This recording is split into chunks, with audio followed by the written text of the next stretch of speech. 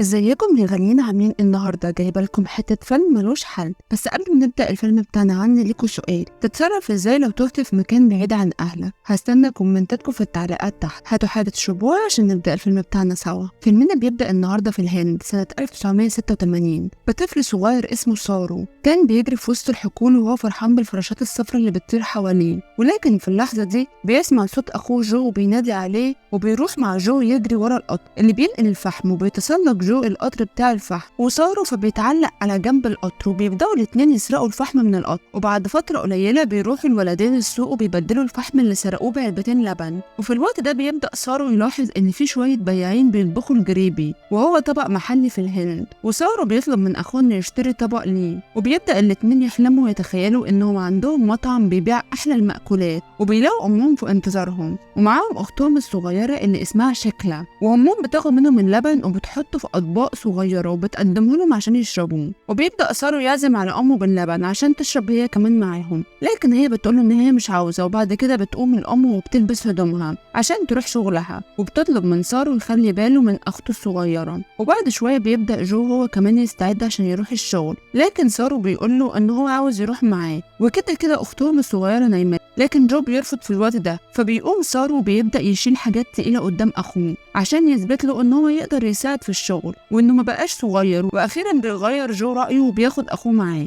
وبيسافروا بالقطر لمكان الشغل. ولما بيوصلوا للمحطه بتاعتهم جو بيحاول يصحي سارو، ولكن سارو كان تعبان وعاوز ينام، فجو بيحط اخوه على كرسي في المحطه وبيقول له استناني هنا لحد لما اخلص. فسارو بيقول له ماشي، وبيرجع يكمل نوم. وبيصحى سارو في نص الطريق وبيكتشف ان اخوه لسه ما جاش وانه لوحده في المحطه، وبيكون خايف وبيفضل ينادي على اخوه الكبير وبيدور عليه. وبيدخل قطر من القطارات الفاضيه وبيفضل يدور على اخوه في كل مكان، ولكن سارو ما بيلاقوهوش. وفجاه بيلاقي نفسه محبوس جوه قطر، والقطر بيبدا يتحرك، وسارو بيفضل يصرخ وبينادي على اخوه لكن محدش بيسمعه، وبيفضل ينادي من الشباك على الناس بس من غير فايده. وبعد كام يوم بيوصل القطر لكولكاتا، وده مكان بيكون بعيد عن المكان اللي جو سابه فيه. وبينزل سارو من القطر ومش بيكون فاهم اللغه المحليه بتاعت المكان ده، ولكن رغم كده بيحاول يرجع لاخوه. بيروح لشباك التذاكر وبيحاول يشتري تذكره للبلد بتاعته، لكن الراجل في شباك التذاكر مش بيفهمه، والناس بيزقوه بعيد عن الشباك. فبيمشي سارو وهو تايه وخايف ووحيد وجعان، وبيلاقي حنفيه ميه في الشارع فبيروح يشرب منها. هيعمل ايه يعني؟ وهناك بيشوف بنت تانية شكلها تايهه هي كمان، هو كله تايه دلوقتي. وبيفضل سارو ماشي وراها لحد لما بتوصل المحطه، وهناك بيشوف اطفال كتير من اطفال الشوارع قاعدين على ورق كرتون وقاعدين في الشارع. فسارو بيروح يقعد قريب منهم، لكن واحد من الاطفال بيشوف سارو وبيزقله ورقه كرتون عشان يقعد عليها. فبيفرح سارو وقتها وبيروح يقعد جنبهم، وبينام وهو قاعد. يا حرام. ولكن بعد شويه بيصحى على صوت صريخ الاطفال دول، وبيضطر يجري لما بيشوف عصابه بتحاول تخطف الاطفال دول،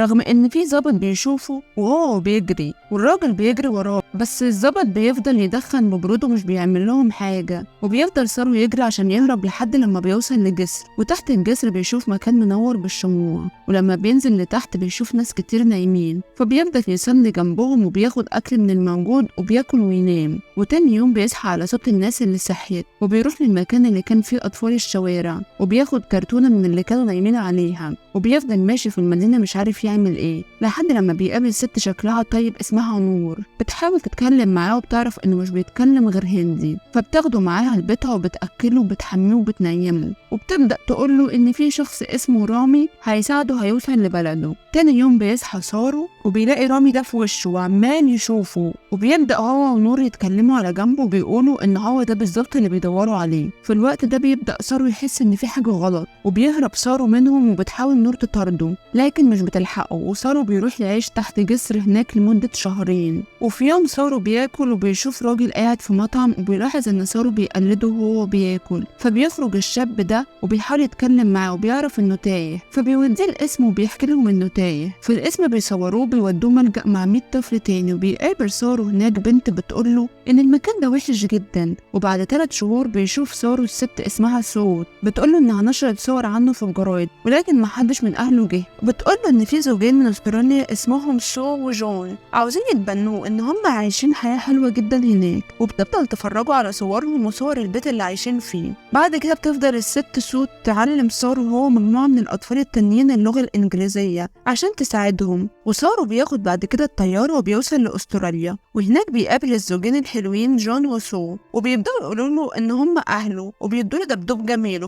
وفي البداية سارو بيكون مستغرب المكان الجديد والثقافة الجديدة عليه، ولكن مع الوقت بيبدأ يتأقلم ويستقر، وبيبدأ جون وسو يعلموه حاجات كتير منها لعبة الكروكيت. وبعد سنة بيبدأ سارو يرسم صورة ليهم هما التلاتة، وجون وسو بيكونوا منتظرين طفل جديد اسمه مانتوش، وبيقابلوه في المطار وبيدوله دبدوب الصورة اللي رسمها سارو. لكن الطفل الجديد مش بيقدر يتأقلم، وبتبدأ تجيله نوبات غضب شديدة، وبتتضايق سو لما بتشوف مانتوش مش عارف يتأقلم معاهم. وفي يوم بيصحى سارو وبيلاقي سو بتعيط، ولكن سارو بيحاول يخفف عنها. بتكون سو مبسوطة إن سارو في حياتها. وبعد 20 سنة بيكبر سارو وبيكون بيتكلم على أهله في مطعم عشان يدرس إدارة الفنادق، وخلال الاجتماع الأسري بيكون مانتوش مش موجود ومش قادر يتأقلم مع الأسرة دي، وبتكون سو زعلانة. فسارو بيروح لمانتوش في بيته وبيقول له كفاية تزعل أمك أكتر من كده، ولكن مانتوش مش بيهمه الكلام ده. بعد كده سارو بيقابل هناك بنت أمريكية اسمها لوسي، وبتبدأ بينهم علاقة رومانسية. وفي يوم هما سوا في بيت صحابهم الهنود بيدخل سارو المطبخ يجيب حاجة، وهناك بيشوف طبق الجريبي وبيفتكر ذكرياته مع أخوه، بيقعد مع أصحابه وبيبدأ يحكي لهم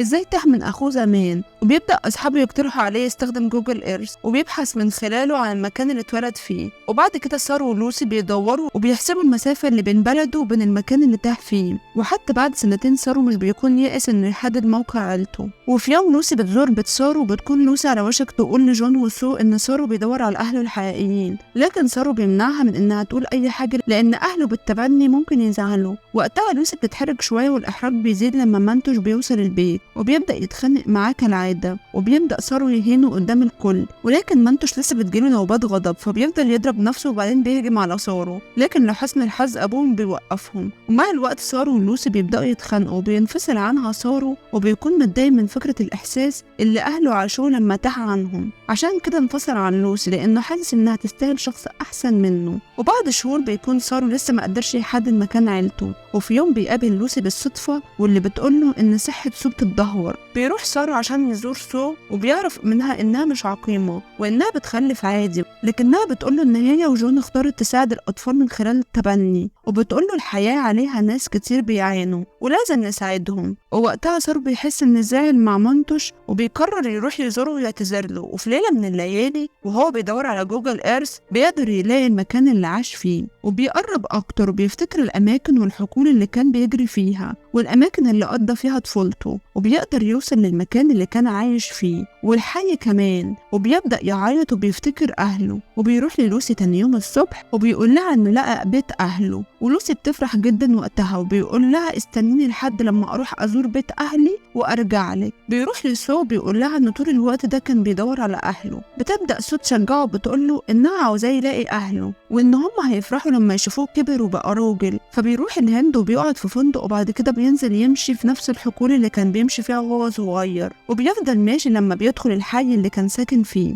وبيوصل لبيته، لكن بيتصدم لما بيلاقي بيته بقت حظيرة للمعيز وبيحس إنه فقد الأمل من جديد. وفي الوقت ده في ست شايلة طفل بتشوفه وبيحاول يكلمها بالإنجليزي لكنها مش بتفهمه. وبعد كده بيشوف راجل وبيكون بيتكلم إنجليزي، وسارو بيوريله صورته وهو صغير وبيحاول يقوله إنه زمان كان بيعيش هنا وبيدور على أمه. وفعلا الراجل بيكون عارف والدته وبيقوله تعالى ورايا، وبيشوف أمه واللي بتعرفه على طول وبيحضنوا بعض. ولما بيسألوا عن أخوه جو بيعرف إنه مات، وبتوريله أخته الصغيرة اللي كبرت وبقت عروسة. وسارو بيحضنهم وبيفرح بيهم جدا، وأمه بتقوله إنها كانت دايما عندها أمل إنه هيرجع، عشان كده ما سابتش القرية أبدا. وبعد كده بيتصل سارو بعيلته اللي اتبنوه وبيبدأ يحكي لهم إنه عرف يرجع الهند وإنه أخيرا لقى عيلته، وبيقول لهم إن أمه بتشكر سو جدا على رعايتها وتربيتها ليه. وبيبدأ سارو يوعد أهله اللي اتبنوه إنه برغم إنه لقى عيلته الحقيقيين مفيش أي حاجة هتتغير في علاقتهم، وبيقول لهم إنه بيحبهم كلهم بما فيهم مانتوش. والفيلم ده على فكرة كان قصة حقيقية، وإن سارو رجع أخيرا لأهله وعرف أمه الحقيقية على سو، وسارو اكتشف إنه كان بينطق اسمه غلط طول السنين دي، وإن اسمه بيتنطق شيرو واللي معناه الأسد. إيه رأيكم في الفيلم؟ لو الفيلم عجبكم متنسوش تعملوا لايك وكومنت واشتراك في القناة عشان اسمكم يظهر معانا الفيلم اللي جاي، وعشان تشوفوا كل الأفلام الجديدة. أشوفكم في فيلم جديد، باي باي.